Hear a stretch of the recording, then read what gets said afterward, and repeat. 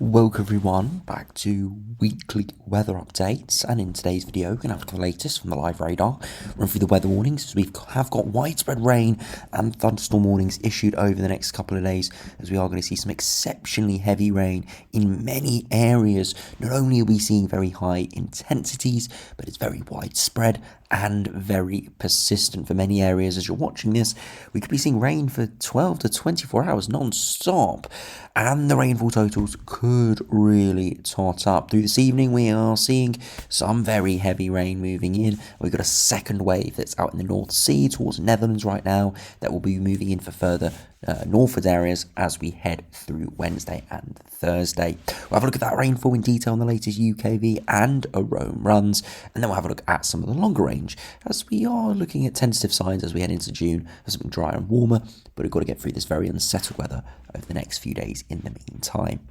So do remember, if you enjoy my videos, make sure you like and subscribe, and remember to follow me on Twitter as well. The link's in the description. Now, if you start on live radar, you can see some exceptionally heavy rain is moving in across much of England and Wales now. It actually is losing its intensity at the moment. It was heavier earlier through the evening. I'm recording this around 11 p.m, so quite late on at the moment, but earlier in this evening, in the afternoon, it was very heavy indeed, with much more darker greens, yellows, and even some oranges down towards London.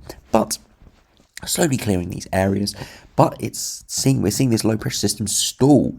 So yes, the rainfall has dropped a little bit in intensity, but it's not going to stop raining. This rainfall is not going to move, and we are going to see rain for the next 24 hours in some of these areas. And we're seeing reinforcements as this area of pressure, this trough, does start to pivot. We're going to see this very heavy rain moving in from much of northern England into southern Scotland. And here, yes, it's not raining right now and may rain for a lesser period of time, but the rainfall rates are going to be exceptionally high once again. It could actually last longer, even into Thursday. It's very difficult to portray on the latest live radar, but we'll have a look at it in detail on those shorter range models in a minute. But very heavy rain, could see thunderstorms mixing in, a few heavy bursts mixing in, but further thunderstorms possible over the next few days. And yeah, really chilly out there as well. If we have a look at those temperatures this evening, you can see, yeah, temperatures not crazy, they're not terrible, but really not good compared to what we've had recently, much more towards the low teens, and with that rain and evaporative cooling, making it feel a lot cooler than it has been recently.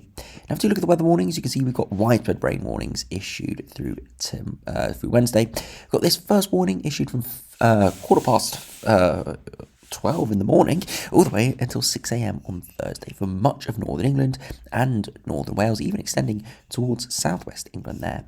We've seen this warning extended in size, and we are looking at widely 30 to 40 millimetres, so 1 inch to 2 inches, upwards of 60 to 80 millimetres in a few areas, maybe even 100 to 150 millimetres. So really quite horrible, medium impact and low likelihood. Very subtle shift. We could even see an amber warning issued in here. And then we've got a further rain warning issued further northwards. Again, it's for very similar impacts, but it's just the timings are shifted from midday on Wednesday until 6 p.m. on Thursday. Again, looking at widely 30, 40 millimetres, maybe up to 60 or 80 millimetres, and maybe a low chance of 100 millimetres. Not as likely here. Again, it depends on the pivot, and it's later on. It's slightly more in the future, so there is a little bit more uncertainty there. But regardless, still exceptionally heavy rain, and you can see it does continue through into Thursday as well. We have seen thunderstorm warnings today. Not too much came to fruition. A few thunderstorms were about, but it's mainly that very heavy rain. Now, if you look at the latest UKV, you can see overnight tonight, we're seeing lots of rain moving in. You can see it does lose its intensity for a time overnight, but then we see reinforcements arriving through the early hours of the morning from the North Sea, and you can see exceptionally heavy rain further northwards. Further southwards, on and off rain, maybe some breaks in that rain. We could even see some more thunderstorms developing there. But through much of Wednesday, it's a washout in many areas, big walls of rain moving in, and they really don't move all too much through Wednesday into Thursday, slowly breaking apart through Thursday afternoon and eventually clearing as we head into Friday. Friday and Saturday look better, but then showers start to return as we head into Sunday. Now, to look at max temperatures, you can see today it was pretty miserable in the afternoon, and that is because of all of that heavy rain. Really not good out there. Temperatures tomorrow will likely struggle once again to get much above the mid-teens, maybe high teens in a few areas where we see a bit of odd sunshine, but most areas 10 to 15 degrees. As we head into Thursday, once again, pretty chilly further northwards. The southeast recovering though, 20 degrees here with that rain clearing.